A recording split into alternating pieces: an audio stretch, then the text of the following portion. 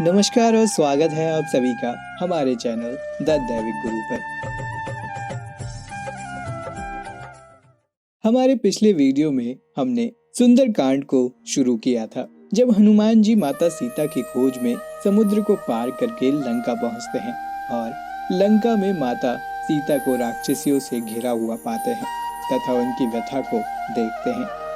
आज के इस वीडियो में हम इसके आगे की चर्चा करेंगे, इसलिए आप सभी से अनुरोध है कि हमारे साथ वीडियो में अंत तक बने रहिएगा। इस वीडियो की शुरुआत होती है माता सीता के अंगूठी को देखने से। जब माता सीता वृक्ष के नीचे बैठी होती हैं, तब हनुमान जी प्रभु राम जी की अंगूठी उनकी ओर फेंकते हैं। जब माता सीता ने उस मुद्रिका को देखा तो वह सुंदर मुद्रिका श्री रामचंद्र जी के मनोहर नाम से अंकित हो रही थी, यानी कि श्री राम का नाम खुदा हुआ था। उस अंगूठी को सीता जी चकित होकर देखने लगी। आखिर उस मुद्रिका को पहचानकर हृदय में अत्यंत हर्ष और विषाद को प्राप्त हुई और बहुत अकुलाईं। अंगूठी को देखकर सीता जी सोचती हैं कि यह क्या हुआ, यह रामचंद्र जी की नामांकित मुद्रिका यहाँ कैसे आई। या तो उन्हें जितने से यह मुद्रिका यहाँ आ सकती है, किंतु उन अजय रामचंद्र जी को जीत सके ऐसा तो जगत में कौन है, अर्थात उनको जीतने वाला जगत में है ही नहीं। और जो कहे कि यह राक्षसों ने माया से बनाई है, सो यह भी नहीं हो सकता, क्योंकि माया से ऐसी अंगूठी बन ही नहीं सकती। इस प्रकार सीता जी अपने मन में अनेक प्रकार से विचार कर रही थी। इतने में ऊपर से हनुमान जी ने मधुर वचन कहे। हनुमान जी रामचंद्र जी के गुणों का वर्णन करने लगे। उनको सुनते ही सीता जी का सब दुख दूर हो गया और वह मन और कान लगाकर सुनने लगी। हनुमान जी ने भी आरंभ से लेकर अब तक की कथा सीता जी को सुनाई। हनुमान जी के मुख से रामचंद्र जी का चरितामृत सुनकर सीता जी ने कहा, जिसने मुझको यह कानों की अमृत सी मधुर लगने वाली कथा सुनाई है, वह मेरे सामने आकर प्रकट क्यों नहीं होता। सीता जी के यह वचन सुनकर हनुमान जी चलकर उनके समीप गए तो हनुमान जी का बानर रूप देखकर सीता जी के मन में बड़ा विस्मय हुआ कि यह क्या है। सो कपट समझकर सीता जी मुख फेर कर बैठ गई। तब हनुमान जी ने सीता जी से कहा कि हे माता, मैं रामचंद्र जी का दूत हूँ। मैं रामचंद्र जी की शपथ खाकर कहता हूँ कि इसमें कोई फर्क नहीं है। और रामचंद्र जी ने आपके लिए जो निशानी दी थी, वह यह मुद्रिका मैंने लाकर आपको दी है।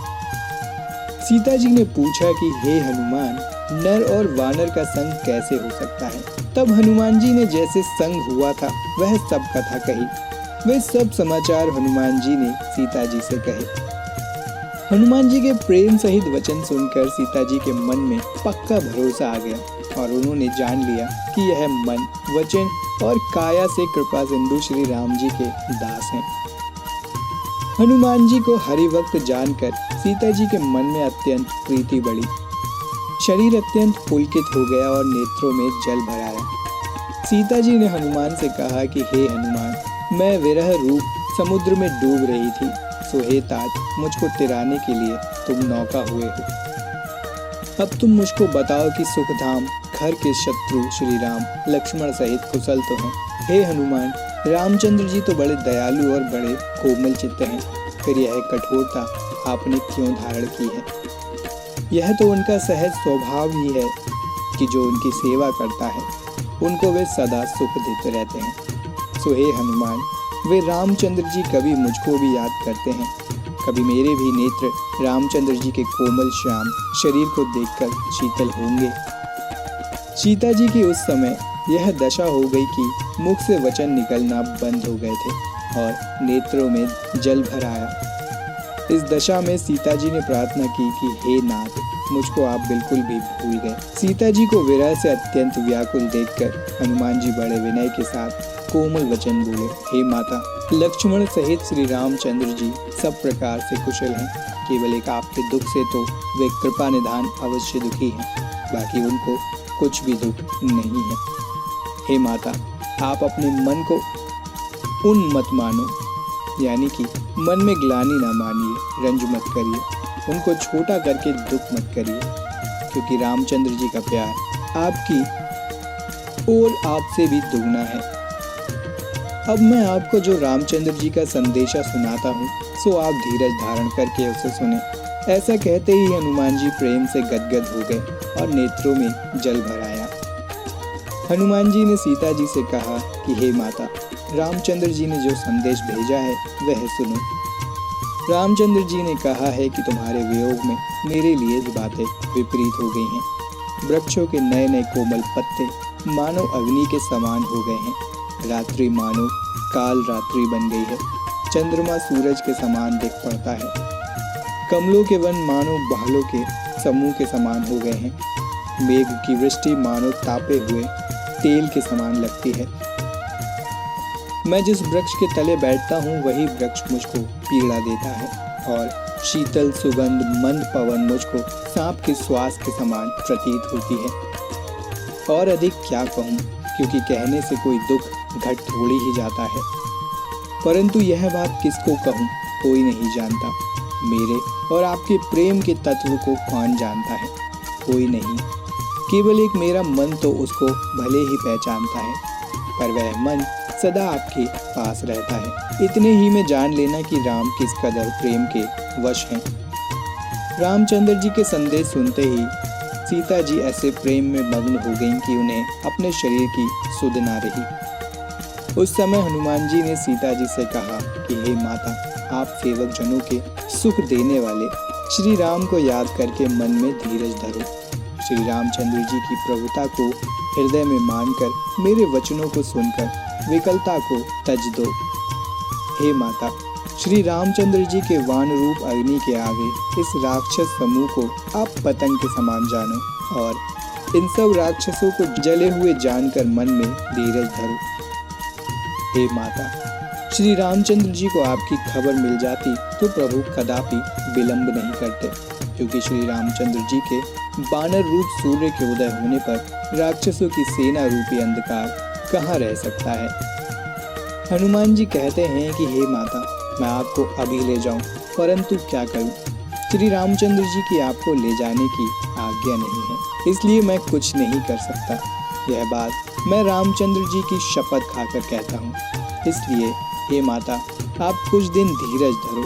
श्री रामचंद्र जी बानरों के साथ यहाँ आएंगे और राक्षसों को मारकर आपको ले जाएंगे। तब रामचंद्र जी का यह सुयस तीनों लोकों में नारद आदि मुनि गाएंगे। हनुमान जी की यह बात सुनकर सीता जी ने कहा कि हे पुत्र, सभी बानर तो तुम्हारे ही समान नन्हे नन्हे से होंगे और राक्षस बड़े योद्धा और बलवान हैं। फिर यह बात कैसे बनेगी, इसका मेरे मन में बड़ा संदेह है। सीता जी का यह वचन सुनकर हनुमान जी अपना शरीर प्रकट करते हैं। हनुमान जी का वह विराट शरीर स्वर्ण के पर्वत के समान विशाल, युद्ध के बीच बड़ा विकराल, रण के बीच बड़ा धीरज वाला, युद्ध में शत्रुओं के हृदय में भय उत्पन्न करने वाला अत्यंत बलवान और वीर था।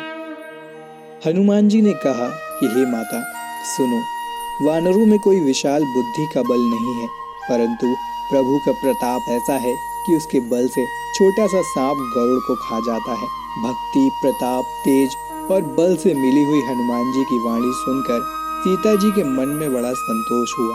फिर सीता जी ने हनुमान को श्री राम का प्रिय जानकर आशीर्वाद दिया कि हे तात, तुम बल और शील के निधान हो।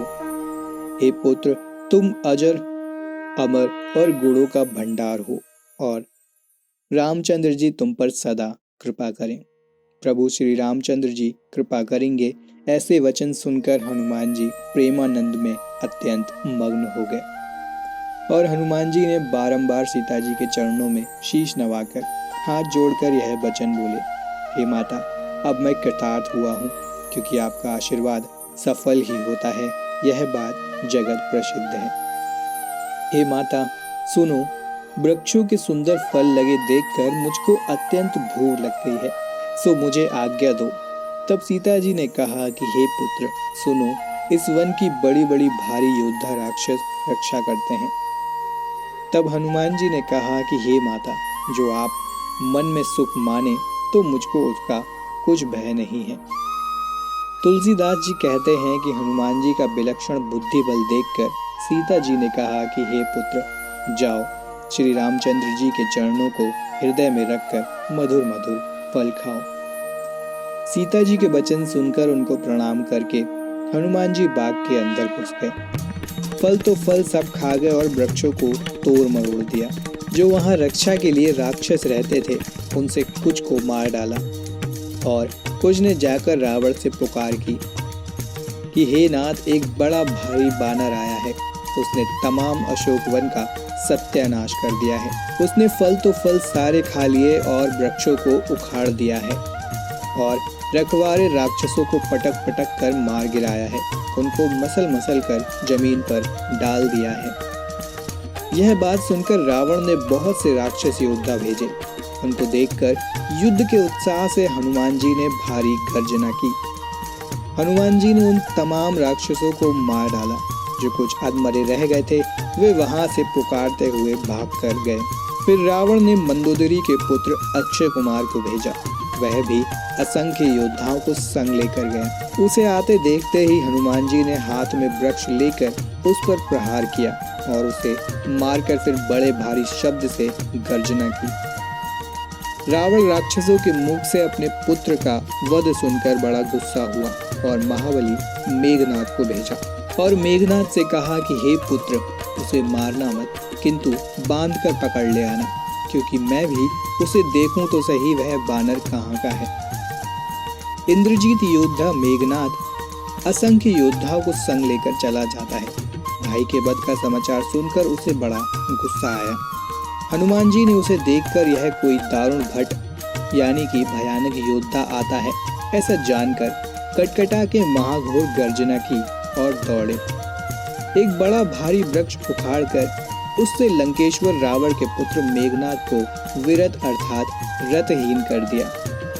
उसके साथ जो बड़े बड़े महाबली योद्धा थे उन सबको पकड़ पकड़ कर हनुमान जी ने अपने शरीर से मसल डाला। ऐसे उन राक्षसों को मारकर हनुमान जी मेघनाथ के पास पहुंचे। फिर वे दोनों ऐसे भिड़े कि मानो दो गजराज आपस में भिड़ रहे हैं। हनुमान जी मेघनाथ को एक घूसा मारकर वृक्ष पर जा चढ़े और मेघनाथ को उस प्रहार से एक क्षण भर के लिए मूर्छा आ गई। फिर मेघनाथ ने सचेत होकर बहुत माया रची, अनेक मायाएं फैलाईं, पर वह हनुमान जी से किसी प्रकार जीत नहीं पाया। मेघनाथ अनेक शस्त्र चलाकर थक गया। तब उसने ब्रह्मास्त्र चलाया। उसे देखकर हनुमान जी ने मन में विचार किया कि इससे बंध जाना ही ठीक है, क्योंकि जो मैं इस ब्रह्मास्त्र को नहीं मानूंगा तो इस अस्त्र की अपार और अद्भुत महिमा घट जाएगी। मेघनाथ ने हनुमान जी पर ब्रह्मास्त्र चलाया। उस ब्रह्मास्त्र से हनुमान जी गिरने लगे, तो गिरते समय भी उन्होंने अपने शरीर से बहुत से राक्षसों का संहार कर डाला। जब मेघनाथ ने जान लिया कि हनुमान जी अचेत हो गए हैं, तब वह उन्हें नागपाश से बांधकर लंका में ले गया। महादेव जी कहते हैं कि हे पार्वती, सुनो, जिनके नाम का जप करने से ज्ञानी लोग भवबंधन को काट देते हैं, उन प्रभु का दूत भला बंधन में कैसे आ सकता है। परंतु अपने प्रभु के कार्य के लिए हनुमान जी ने स्वयं अपने को बंधा लिया। हनुमान जी को बंधा हुआ सुनकर सब राक्षस देखने को दौड़े और कौतुक के लिए सब सभा में आए। हनुमान जी ने जाकर रावण की सभा देखी तो उसकी प्रभुता और ऐश्वर्य किसी कदर कही जाए ऐसी नहीं थी। तमाम देवता और दिक्पाल बड़े विनय के साथ हाथ जोड़े सामने खड़े उसकी भ्रकुटी की ओर भय रहित देख रहे हैं। यद्यपि हनुमान जी ने उसका ऐसा प्रताप देखा, परंतु उनके मन में जरा भी डर नहीं था। हनुमान जी उस सभा में राक्षसों के बीच ऐसे निडर खड़े थे जैसे गरुड़ सर्पों के बीच निडर रहा करता है। रावण हनुमान जी की ओर देखकर हंसा और कुछ दुर्वचन भी कहे, परंतु फिर उसे पुत्र का मरण याद आ जाने से उसके हृदय में बड़ा संताप पैदा हुआ। रावण ने हनुमान जी से कहा कि हे बानर, तू कौन है और कहां से आया है और तूने किसके बल से मेरे वन का विध्वंस कर दिया है। मैं तुझे अत्यंत निडर देख रहा हूँ। क्या तूने कभी मेरा नाम अपने कानों से नहीं सुना है? तुझको हम नहीं मारेंगे, परंतु सच कह दे कि तूने हमारे राक्षसों को किस अपराध के लिए मारा है।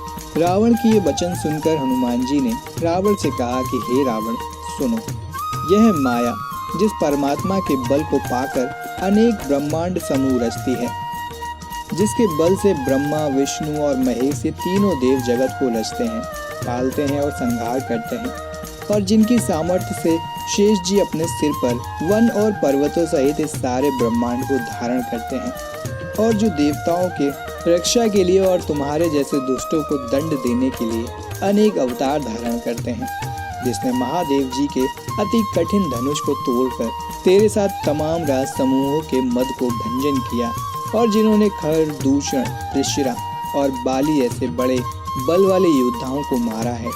और हे रावण, सुनो, जिनके बल के लवलेश अर्थात किंचन मात्र थोड़े से अंश से तुमने तमाम चराचर जगत को जीता है, उस परमात्मा का मैं दूत हूँ, जिनकी प्यारी सीता को तुम हर ले आए हो।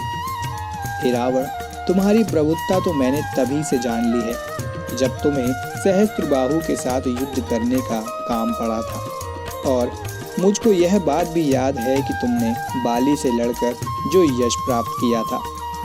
हनुमान जी के ये वचन सुनकर रावण ने हंसी में ही उड़ा दिए। अब फिर हनुमान जी ने कहा कि हे रावण, मुझको भूख लग गई थी, इसलिए तो मैंने आपके बाग के फल खाए, और जो वृक्षों को तोड़ा है सो तो केवल मैंने अपने बानर स्वभाव की चपलता से तोड़ डाले हैं, और जो मैंने आपके राक्षसों को मारा उसका कारण तो यह है कि हे रावण, अपना देह तो सबको बहुत प्यारा लगता है, सुबह खोटे रास्ते चलने वाले राक्षस मुझको मारने लगे, तब मैंने अपने प्यारे शरीर की रक्षा करने के लिए जिन्होंने मुझको मारा था उनको मैंने भी मारा। इस पर आपके पुत्र ने मुझको बांध लिया है। हनुमान जी कहते हैं कि मुझको बन जाने से कुछ भी लज्जा नहीं आती, क्योंकि मैं अपने स्वामी का कार्य करना चाहता हूँ। हे रावण, मैं हाथ जोड़कर आपसे प्रार्थना करता हूँ, तो अभिमान छोड़कर मेरी शिक्षा सुनो, और अपने मन में विचार करके तुम अपने आप खूब अच्छी तरह देख लो, और सोचने के बाद भ्रम छोड़कर भक्तजनों के भय मिटाने वाले प्रभु की सेवा करो।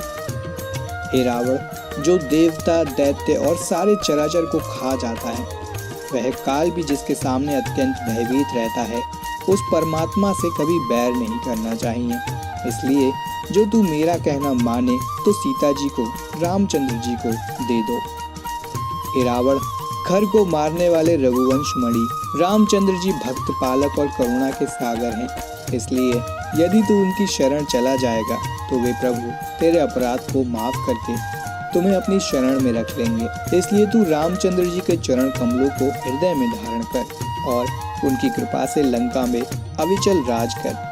महामुनि पुलस्त जी का यश निर्मल चंद्रमा के समान परम उज्जवल है, इसलिए तू उस कुल के बीच में कलंक के समान मत हो। हे रावण, तू अपने मन में विचार करके मद और मोह को त्याग कर अच्छी तरह जांच ले कि राम के बिना वाणी कभी शोभा नहीं देती। हे रावण, चाहे स्त्री सब अलंकारों से अलंकृत और सुंदर क्यों ना हो, वे परंतु वस्त्र के बिना वह कभी शोभायमान नहीं होती। ऐसे ही राम नाम बिना वाणी शोभायमान नहीं होती।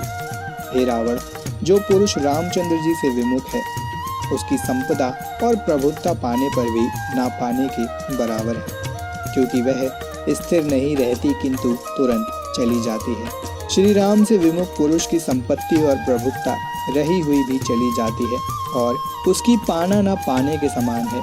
देखो, जिन नदियों के मूल में कोई जल स्रोत नहीं है, वहाँ बरसात हो जाने के बाद फिर सब जल सूख ही जाता है, कहीं नहीं रहता। हे रावण, सुन, मैं प्रतिज्ञा कर कहता हूँ कि रामचंद्र जी से विमुख पुरुष का रखवारा कोई नहीं है। हे रावण, ब्रह्मा, विष्णु और महेश भी और महादेव भी श्री रामचंद्र जी से द्रोह करने वाले को बचा नहीं सकते। हे रावण, मोह का मूल कारण और अत्यंत दुख देने वाली अभिमान की बुद्धि को छोड़कर कृपा के सागर भगवान श्री रघुवीर कुल नायक रामचंद्र जी की सेवा करो। हे नीच, तू मुझको शिक्षा देने लगा है, तो हे दुष्ट, कहीं तेरी मौत तो निकट नहीं आ गई है। रावण के ये वचन सुनकर हनुमान ने कहा कि इससे उल्टा ही होगा, अर्थात मृत्यु तेरी निकट आई है, मेरी नहीं। हे रावण, अब मैंने तेरा बुद्धि भ्रम स्पष्ट रीति से जान लिया है। हनुमान के वचन सुनकर रावण को बड़ा क्रोध आया, जिससे रावण ने राक्षसों को कहा कि हे राक्षसों, इस मूर्ख के प्राण जल्दी से ले लो, अर्थात इसे तुरंत मार डालो। इस प्रकार रावण के वचन सुनते ही राक्षस मारने को दौड़े। तब अपने मंत्रियों के साथ विभीषण वहां आ पहुंचे। बड़े विनय के साथ रावण को प्रणाम करके विभीषण ने कहा कि यह दूत है, इसलिए इसे मारना नहीं चाहिए, क्योंकि यह बात नीति से विरुद्ध है। हे स्वामी, इसे आप कोई दूसरा दंड दे दीजिए, पर मारे नहीं। विभीषण की यह बात सुनकर सब राक्षसों ने कहा कि हे भाइयों, यह सलाह तो अच्छी है। रावण इस बात को सुनकर बोला कि जो इसको मारना ठीक नहीं है, तो इस बंदर का कोई अंग भंग करके इसे भेज दो। सब लोगों ने सोचकर रावण से कहा कि बानर का ममत्व पूंछ पर बहुत होता है, इसलिए इसकी पूंछ तेल से भीगे हुए कपड़े लपेटकर आग लगा दो। तो दोस्तों, इस वीडियो में इतना ही। हमारी अगली वीडियो में हम सुंदरकांड के आगे की कथा को कहेंगे। तब तक के लिए जुड़े रहिए हमारे चैनल दैविक गुरु के साथ। धन्यवाद।